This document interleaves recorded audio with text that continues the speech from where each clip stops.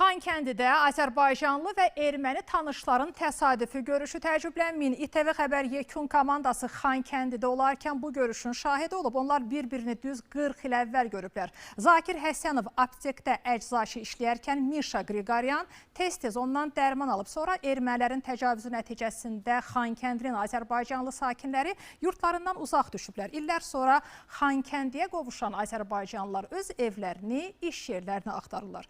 Bu səfərlər zamanı həm də erməni tanışlarla təsadüfi görüş yaşanır. Növbəti sujetimiz də 40 il sonra gerçəkləşən görüş barədədir. Mişa Qriqoryan Xankəndidə yaşayan ermənilərdən biridir.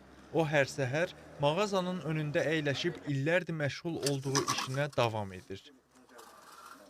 Xankəndi sakin olmuş və 34 il əvvəl şəhəri tərk etməyə məcbur qalan Zakir Həsənovla şəhəri gəzərkən Mişaya rast gəlirik. Onlar tanış çıxırlar. Sonuncu dəfə bir-birini düz 40 il əvvəl görüblər. Bu təsadüfi görüş bəlkə də taleyin qismətidir.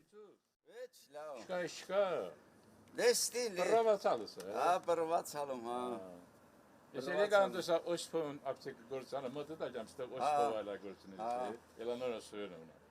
Gayki magazinane melojanda gal. Ничего, все нормально. Живем, да? Hər şey normaldır, yaşayırıq da. Hardasa təxminən 40 ildir ki, burada yaşayıram. Artıq qocalırıq. 40 yıl. Zakir Həsənov 34 il öncəyə qədər öz doğma şəhərində aptekdə işləyib. Həmin vaxtlar Mişa Qriqoryan onun çalışdığı aptekə dəfələrlə üst tutub. Zakir Həsənovu görən kimi başlayır keçmişdən danışmağa. Я не знаю, почему вот все это армяне оставили, ушли. Mən bilmirəm ermənilər niyə hər şeyi qoyub getdi. Hətta ağlamaq istəyirəm. Burada keçmişdə dəmir yolunun olduğu ərazidə bir Azərbaycanlı qadınla dostluq eləyirdim. Ermənilər Azərbaycanlıları təhdid eləyirdilər. Bu müharibəni başladanların əllərini kəsmək lazımdır. Biz o vaxt birgə yaxşı yaşayırdıq. Azərbaycanlılardan zərrə qədər zərər görməmişəm. Я у азербайджанцев даже ни одну каплю ничего не видел плохую. Mişa Azərbaycanın digər şəhərlərində də olub. Birinci Qarabağ müharibəsinə qədər bu torpaqlarda problem görmədiyini deyir.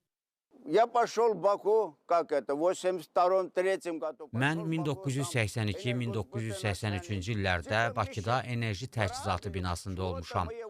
Şaya yayırlar ki, güya mənim əlimi kəsiblər. Nəsə olub, erməni xalqı Azərbaycan xalqı ilə bir yerdə yaşaya bilərdi.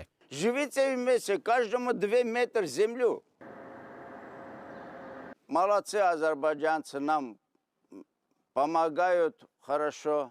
Sağ olsun